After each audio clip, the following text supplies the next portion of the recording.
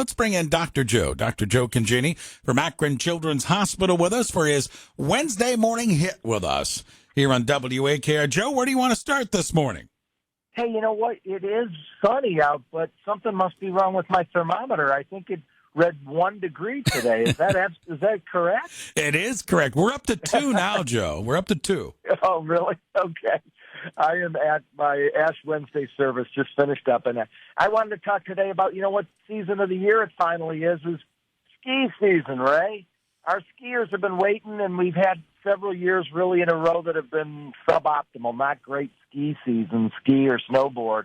And we're in a really nice stretch right now, the last couple of weeks, and it looks like the next week or two, and a lot of people making their way out and having fun. If you want to try a new sport or if you love skiing, you'd be looking forward to. I'm told that Brandywine and Boston Mills have been really busy, and the temperatures are going to be okay, and the snow's still going to be good, and so skiing is going to be a good thing to do this week and weekend. And I just wanted to hit on a couple of quick highlights, Ray.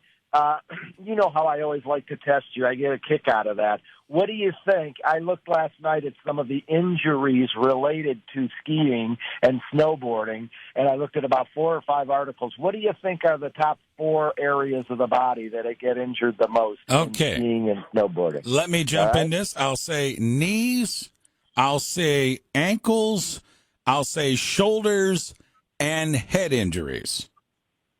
Oh, man, you're too good. You're really, really good. You got 4 out of 5. Oh, good. And I only said 4. So the number 1 is knees. And knees can be, we always think of the ACL, but the MCL, the medial collateral on the inside, the one that doesn't need operated, that's pretty common, maybe even more common MCL tears than ACL with skiing. But knees were number 1. Number 2 was variable in different studies, but head injury was right up there, and concussions and head injuries. And so be careful when you're snowboarding. One of the really good things is we did a study about 10 years ago, and we found that only about 50 or 60% of kids were wearing helmets. And I'm getting some of the more recent studies are saying it's a lot closer to 80%. My partner, Dr. Eddie, went out with his family. He said he saw it. That's true. There were a lot more people wearing helmets. So remember to wear a helmet if you're going to get out and have fun. That'll eliminate or help prevent some of those head injuries, number 2. Number 3, shoulder injuries.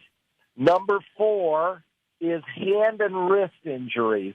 And so that's the one is we get a lot of thumb sprains. We get a lot of falling on an outstretched hand, even fractures to the wrist of people who fall hard. And so hand and wrist is usually in the top 5, number 4 perhaps.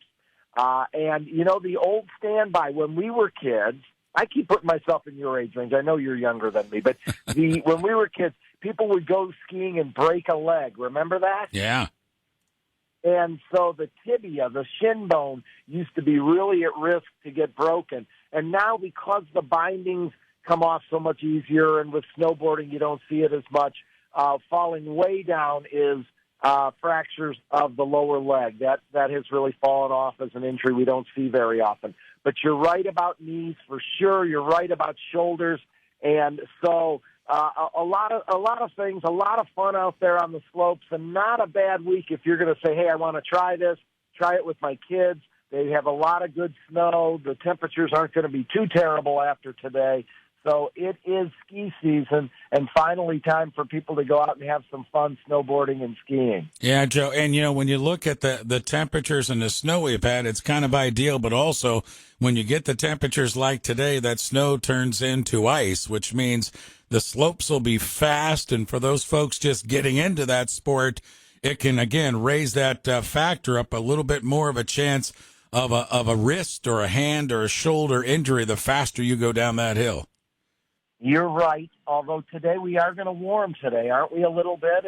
And we're going to be in the 20s and stuff, and even maybe next week a little warmer even. So taking advantage, the last couple of years, the best we could do is make snow several times, and we haven't had idea where snow has stayed for a while. But this is really, really good timing for people that want to get out. And locally, we do a pretty good job at Brandywine and Boston Mills as a good, fun place to go for family to learn snowboarding and skiing. Or if you're good at it and you like it and you just can't get to Colorado or Utah right now, take advantage of some of our local places and enjoy yourself with some skiing this week. Great stuff, Joe. Catch up with you next Wednesday. Thank you for the time, my friend. Thanks, Ray. Have a great week. Thank you too. Dr. Joe Congini, Akron Children's Hospital.